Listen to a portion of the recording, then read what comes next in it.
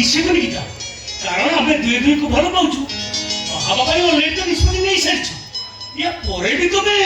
हेले एटा तम डाडी को हम विषय रे कहिनो अरे बाबा न कहले भी किसी प्रॉब्लम नहीं किता कारण मो डान मते ताको जीवन धर बहुत अधिक भल पांतो जेते बेले मु जहां किसी से मते कोथरे किछि भी मरा कर जानती हेले तमे तो को कोन पे ना ना मु कोन पे तमे कहलो तमे को तम डाडी भारी स्ट्रिक्ट बोली ओ बाबा तमर चित्रे मुंड खेलबा की दरकार नहीं अरे बाबा कौन हबो कौन हबो से तो मु बुझिबी एले गीता तम बापा आम विषय सब कथा जानिछन तो कोन सीधा घर छाड़ी तम पाखु को चले आसी ए गीता ए ठीक नहीं बापा को मन में दुख देई आज पर्यंत कौन पुओ खुशी रे रही नांती कि भविष्य के रही परिबे नहीं गीता ता माने तम डाडी जे हम प्रस्ताव में राजी रहंती तांका खुशी पे तम मते भूली दिबो अरे बाबा तबे को एया बुझिले अरे बाबा मु भला कर जानि छी मो डाड मो कथा को निश्चय सम्मान देबे आ मो कथा जदी मो बापा राजी रहंती फाइनल से घर छाड़ी चले आसी एड़ा मोर शेष निष्पत्ति को गीता गीता ए गीता माय गॉड एमिति गुने जिते छ गुने केमिति मु घर संसार करिबी मु केवल से कथाटा ही भाबुची तुम इच्छा मो पुअर बागर हबनी आजर बापा मु जोटी कहबी मो पुअर बागर सही दियो ओहो ए तमको पुओ प्रेम बाहरी पड़छे काहे आगर कोन थिला तुमरे बापा पड़े सुने माने तुम कहबो तो जो मो पुओ पई मु किछ करिबी सब तमे कर हां मु सब करछि ओ पुओ पई मु सब करछि हम पुओर बाहागर मु करबी ए गायत्री वाल्मीकि सामंत मो मुहर के जवाब दे ता विश्व प्रांत को मो भांगी दिए मु बुझी पाउनी मो मुहर जवाब दिबा को तुम साहस करो केमिति चिंता कर पारुछ अरे परिणाम कोन हबो भलो भाबे चिंता कर पारुछ तबे चिंता करछि मु चिंता करछि तुम मते मारिबो एया तो एकरे पाद दबा दिनठु आज पर्यंत एमिति कोनोसी गोटाई दिन नहीं जो दिन तुम मते न मारिछ आज ठीक सेमती मो हाथ गोड़ बांधी मते मारिबो एया तो एटा को नुआ कथा के हेले मु तुमको कहि रखुची आज होची हमर गोटाई बोली को बापू हिसाब रे तार भलो मंद दायित्व बुझिबा तमर कर्तव्य तमे एक कथा को भूली जाउछ केमिति केमिति भूली जाउछ तमे कोणाला मग कोणीच काय बाबा मुझे आप सुनी पेशवा पत्र से कम करते थे कब ए और तो तुम्ही कब कंडीशन अनुसार मैं जमी से मत फेरबा बाध्य आ थोड़ा पासे बाबा कहूची ओ पिला दिन संग हां हम जो को मो घर को बहु करे एडिबा पई हम दी संग अनेक दिन कथा देने है सर आ छेनाटा दे सरी तू एडी भणदा लोक पठेई दाम डाटा कलेक्शन करी से जमीटा तो देखि कोदाय फेरे देबो अरे निश्चय दबो सरकार बोले जोर कर ता पाखु से जमीन को छोड़े आनिबी आवश्यक पड़िले ता परिवार को बर्बाद कर देबी तबनी हां जमी मते दबनी कंडीशन अनुसार जमी दबो अरे ऑलरेडी 100 कोटी टका प्रोजेक्ट से करिया पाई मु सब प्रकार प्रस्तुत काम सारिछि सेटाई 20 कोटी टका खर्च कर सारिलेनी तबनी तमे एमिति कर दउछ तबनी हम तो अनेक दिन आगरो से जमीन को तांकर रेस्ट्री कर देछ वर्तमान जमीन मालिक होचते से तुमको जमी देबे कि न देबे से तांको पर निर्भर करी एते तमे विरक्त होच कहि कहलो ए मामा कथा तो बुझिनो ए से कथा थिला मो भणका टंका धरि देली से टंका को फेरि देबो तब केमति मामू हां आज के लोक माने काहे कि मामू शब्द को घृणा करछथि कहलो ए बेलमा तारा प्रकृत उदाहरण होच तमे हां ए जेंते कलसा मामू चकुनी मामू तमे हो तो सेमति के गोटे मामू भणका थिले सुनती बहुत के तो सुनते दे मत को धमते कुती तू नहीं देखे कि सुनतो तमे को समान पे योग्य से तुम असमान कर देली सुनो मामू तमे मेरी बीच बेस महापद जो खेती करबो के चाहछो तारा परिणतिटा निश्चय दिन ना दिन तुमको भोगिबा को पड़िबो कथा तो बहुत ए से कमिटा मो भणका था कथा था मो भणका टंका धरि देली से कमिटा फेरि देबो ता छोरा से कमिटा जति पेट भाव पत्र मो भणका फेरि नती मो भणका 100 कोटी टका प्रोजेक्ट कलर करि दिबो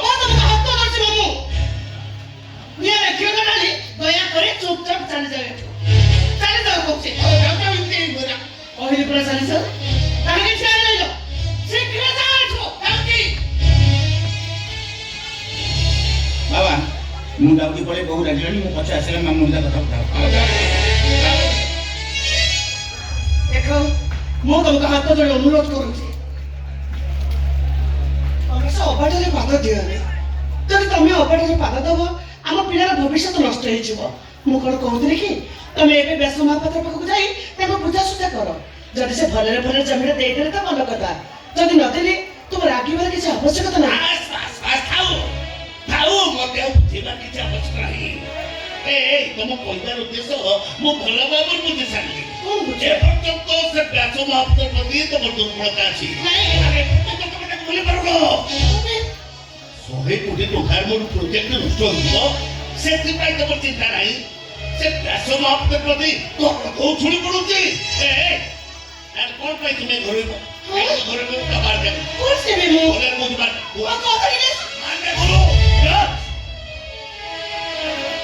ତମ ମୁଣ୍ଡ ଠିକ ଅଛି ତ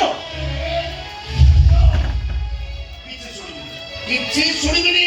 କୌଣସି କଥା ତ ମୁଁ ରଖିବିନି ତ ମମି ଏବେ ଘରକୁ ଭାଇ ଆରମ୍ଭ କର କଥା ଟିକେ କଣ ହଉଛି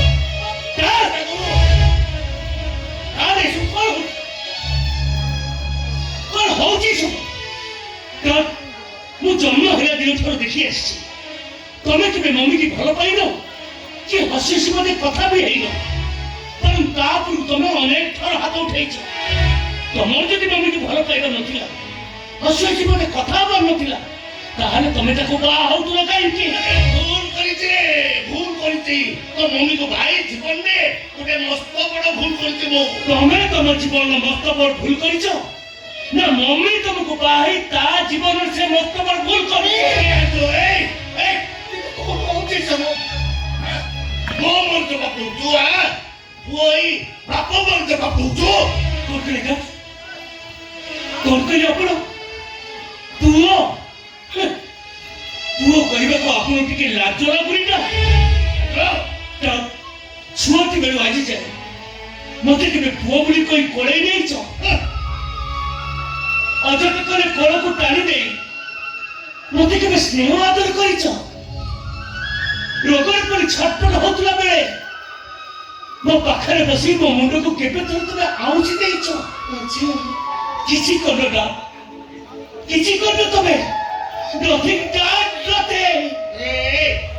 କଣ କହିଲୁ ତୋ ପାଇଁ ମୁଁ କିଛି କରିନି ଆଉ ତୋ ମମି ସବୁ କରିଛି ତାହେଲେ କହ ତୋ ଛୋଟରୁ ବଡ କରିଛି କି ପାଠ ପଢେଇ ମଣିଷ କରିଛି କିଏ ଆମେରିକାରେ ରହି ଡାକ୍ତରୀ ପାଠ ପଢିବା ପାଇଁ ଲକ୍ଷ ଲକ୍ଷ ଟଙ୍କା ଦଉଛି କିଏ ତମେ ଟଙ୍କା ଦେଇ ମତେ ପାଠ ପଢେଇଛ ହେଲେ କହିପାରିବେ ନା ଟଙ୍କା କଣ ଜୀବନରେ ସବୁ କିଛି ତମେ ଏବେ କୋଟି କୋଟି ଟଙ୍କାର ମାଲିକ କହିପାରିବେ ନା ମଲା ବେଳେ ଏଇ ଟଙ୍କା ତମ ମୁହଁରେ ଟିକେ ପାଣି ଦେଇପାରିବ ଏଇ ଟଙ୍କା ତମ ସବୁକୁ ନେଇ ବସାଣିରେ ପଡି ଦେଇପାରିବ ଏଇ ଟଙ୍କାର ପିଣ୍ଡ ଦେଇ ଆର ପାରିରେ ତମ ଅମର ଆତ୍ମାକୁ ଶାନ୍ତି ଦେଇପାରିବ କୁହନ୍ତୁ ନା କୁହନ୍ତୁ ମତେ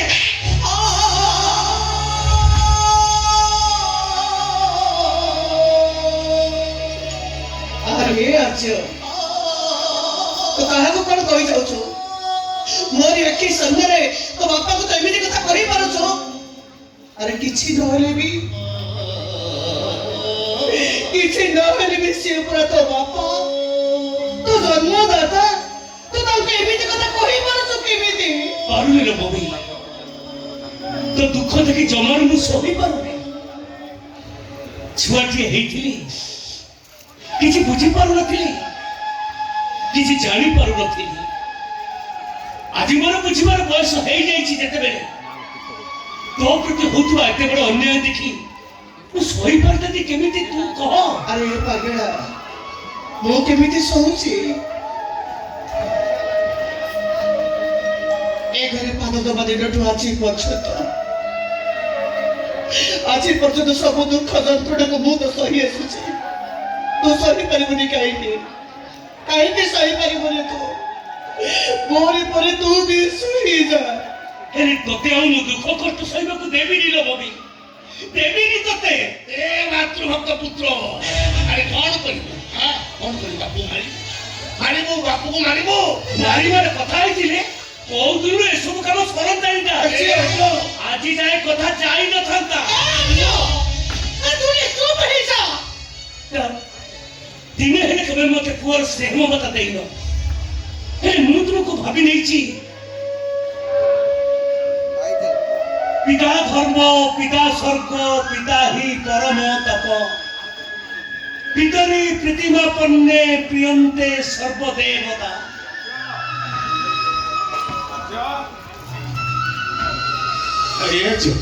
ଆରେ ତମେ ସମସ୍ତେ ଏଇଠି ମୁଁ ସିଆଡେ ତମ ସମସ୍ତଙ୍କୁ ଖୋଜୁଛି। ଭାଉଜ ଆଜି ତମ ମ୍ୟାରେଜ ଆନିଭର୍ସରୀ ନା ଦେଖ ଭାଉଜ ମୁଁ ତମ ପାଇଁ ଆଉ ମୋ ଭାଇଙ୍କ ପାଇଁ କଣ ସବୁ ନେଇ ଆସିଛି। ଏଇଟା ହେଲା ଭାଗବତ। ଏଇଟା ମୋ ଭାଇଙ୍କର। ପ୍ରତିଦିନ ସନ୍ଧ୍ୟାରେ ଭାଇ ଭାଗବତ ପଢିବେ ଆଉ ଆମେ ସମସ୍ତେ ବସି ଭାଗବତ ଶୁଣିବା। ଏଇଟା ହେଲା ଗୀତା। ଏଇଟା ମୋ ଭାଉଜଙ୍କର। ପ୍ରତିଦିନ ସକାଳେ ଠାକୁର ପୂଜା ସାରିଲା ପରେ ତମେ ଗୀତା ପାଠ କରିବ ଆଉ ଆମେ ସମସ୍ତେ ବସି ଗୀତା ପାଠ ଶୁଣିବା। ତମେ ଦେଖିବ ଭାଉଜ ଆମର ଏଇ ଘରଟା ପୁରା ମନ୍ଦିର ପାଲଟି ଯିବ। ଆରେ ଜୟ ଆରେ ଆମର ଘରଟା ମନ୍ଦିର ହେଲେ କଣ ହବ? ତ ଭାଉଜ ହଉଛି ସେ ମନ୍ଦିରରେ ଫୁଟିଥିବା ଗୋଟେ ମଶାଣି ଫୁଲ। ଏ ଘରକୁ ଆସିବା ଦିନ ଠାରୁ ଏ ଘରୁ ସବୁ ସୁଖ ଶାନ୍ତି ହଜି ଯାଇଛି। ସାତ ସପନ ହେଇଯାଇଛି ସାତ ସପନ। ଭାଉଜ ମଶାଣି ଫୁଲ ନୁହନ୍ତି ସେ ସ୍ୱର୍ଗ ରାଜ୍ୟର ପାରିଜାତ। ତମେ ତାକୁ ଭଲ ଭାବେ ଜାଣିନ ଭାଇ। ମୋ ଭାଉଜ କାଚ ନୂତନ ସେ କାଚର ଟୋକା ନୁହନ୍ତି। ସେ ଶାମୁକା ଭିତରେ ସାଇଡାରେ ରହିଥିବା ମୁକ୍ତା। ଆରେ ତମ ପାଇଁ ସେ କାଚ ହେଇପାରେ ମୁକ୍ତା ହେଇପାରେ ସ୍ୱର୍ଗର ପାରିଜାତ ହେଇପାରେ। ହେଲେ ମୋ ପାଇଁ ମନ୍ଦିରରେ ଫୁଟିଥିବା ଗୋଟେ ମଶାଣି ଫୁଲ ଇଏ। ଆରେ ନାର ଆଦର ଅଛି ନା ଯତ୍ନ ଅଛି ସ୍ନେହ ଅଛି ନା ମମତା ଅଛି। ତାହେଲେ ଠିକ ଅଛି ଠିକ କହିଛ ତମେ। ତମ ପାଇଁ ମୁଁ କାମୁଛି ମଶାଣି ଫୁଲ। ତାର ମୁହଁ ବଞ୍ଚି ରହି କାହିଁକି ମତେ ଟିକେ ବିଷ ଆଣିକି ଦେଇଦିଅ। ମୁଁ ମରିଗଲା ପରେ ସବୁ ସମସ୍ୟାର ସମାଧାନ ହେଇଯିବ। ମମି ମାରିଦିଅ ମତେ। ଭାଇ କଣ ପାଇଁ ତମେ ଭାଉଜଙ୍କ ଭୁଲ ବୁଝୁଛ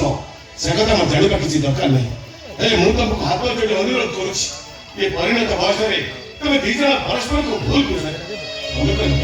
କଣ ଥିଲା ତମର ଆଗକୁ ଭାଉଜ ଘରେ ପାଦ ଦେବା ଦିନଠୁ ତମର ଲାଭ ହେଇଛି ନା କ୍ଷତି ହେଇଛି? ଯାହା କିଛି ହେଇଛି ତା ଖୟା ଟିକେ କାମରେ ହେଇନି। ସବୁ ହଉଛି ମୋ କଠୋର ପରିଶ୍ରମର ଫଳ। ବରଂ ଏ ଘରକୁ ଆସିବ ଦିନ ଠାରୁ ମୁଁ ତମ ଶାନ୍ତି ରହିପାରିନି ସବୁବେଳେ। ଆରେ ସବୁ ସମୟରେ ଇଏ ମତେ ଟେନସନ ଦେଇ ଆସିଛି। ଅନ୍ୟକୁ ଟେନସନ ଦଉଥିବା ଲୋକ ସେ ପୁଣି କହୁଛନ୍ତି କଣ ମମି ତାକୁ ଟେନସନ ଦଉଛନ୍ତି। ଧନ ସମ୍ପତ୍ତି ତମ ଆଖିରେ କଳା ଚଷମା ପିଦେଇ ଦେଇଛି। ପ୍ଲିଜ ଭାଇ ତମେ ଭାଉଜକୁ କିଛି ବି କହୁନି। ଭାଇ ମୁଁ ତମ ହାତ ଧରୁଛି। ମୁଁ ତୁମକୁ ହାତ ଯୋଡୁଛି। ତମେ ମମି ବାଲ୍ମୀକି ଋଷି ନୁହେଁ। ଆରେ କୋଟିପତି ବାଲ୍ମୀକି ସାମନ୍ତ ମୁଁ ଥରେ ନୁହେଁ 1000 ଥର କହିବି। ମୋ ଘରଟା ଯଦି ଗୋଟେ ମନ୍ଦିର ହୁଏ ସେ ମନ୍ଦିର ଫୁଟୁଥିବା ଗାୟତ୍ରୀ ହଉଛି ଗୋଟେ ମଶାଣି ଫୁଲ।